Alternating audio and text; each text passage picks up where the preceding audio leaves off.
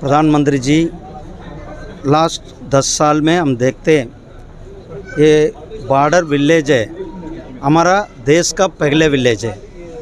हमारा देश का पहले विलेज के लिए हम लास्ट 10 साल में कितना तेज़ से इधर विकास हो रहा है हम देख रहे हैं। पूरा नॉर्थ ईस्ट के अंदर वैसे रोड है, हाईवेज है, रेलवेज है, उड़ान स्कीम है, ऐसे पूरा काम आजकल चल रहा है। ऐसे बड़ा बड़ा ब्रिजेस है, आप देख रहे हैं। इतना इंफ्रास्ट्रक्चर हम कभी भी देखा नहीं। हम पहले बार नॉर्थ ईस्ट रीजन में इतना बड़ा बड़ा इंफ्रास्ट्रक्चर हम देख रहे हैं। बड़ा बड़ा नदी के दोनों नदी के बीच में, दोनों पहाड़ के बीच में बड़ा बड़ा ब्रिजेस करते हैं। ऐसे अब हमारा भूटान का रेलवे लाइन भी सैंक्शन हो गया। हम रेल में भी इधर ट्रैवल करने के लिए अभी नेशनल हाईवे 27C ये भी हमारा अप्रूवल आ गया। काम भी अभी मानसून के बाद तुरंत इधर काम शुरू होने वाला। हमारा MP साहब है, हमारा MP साहब, हमारा DC साहब, सब इसका एक लक्ष्य है। हमारा प्रधानमंत्री जी का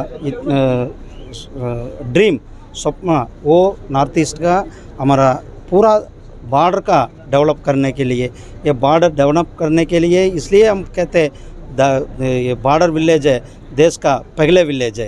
इस पहले विलेज इतना तेज़ से काम होना, इतना तेज़ से डेवलप होना, वो इतना का हम बहुत इम्पोर्टेंस करके हम काम करेंगे। आज इधर बॉर्डर लोग का मिला था, लोग के साथ बातचीत होगा।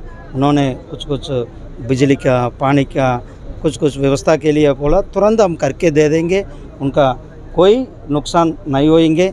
देश में बॉर्डर विलेज से हमारा पहले विलेज है, इसलिए हम उनका सब कुछ व्यवस्था विकास करके हमारा सरकार, भारत सरकार, हमारा प्रधानमंत्री जी ने सब कुछ करके दे देंगे।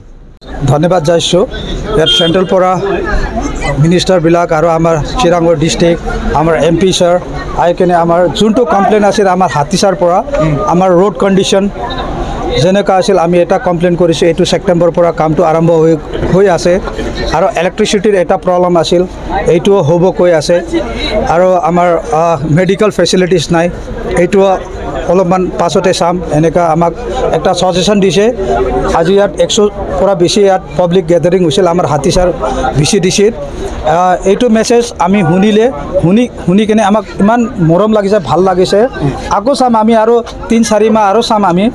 বাই ইলেকশ্যন আহি আছে, আমি এনেই নিশ্চয় জিতিম। আমি ইলেকশ্যন টাইমত আমি জিতিম, ন' ডাউট। বিকজ চৰকাৰ ইমান মৰম কৰি আছে, যদি পাব্লিকক মৰম কৰিব লাগে চৰকাৰৰ কাৰণে। এইটো ইমান আমি আজি শুনি পাছত আমাক ইমান মৰম লাগিছে।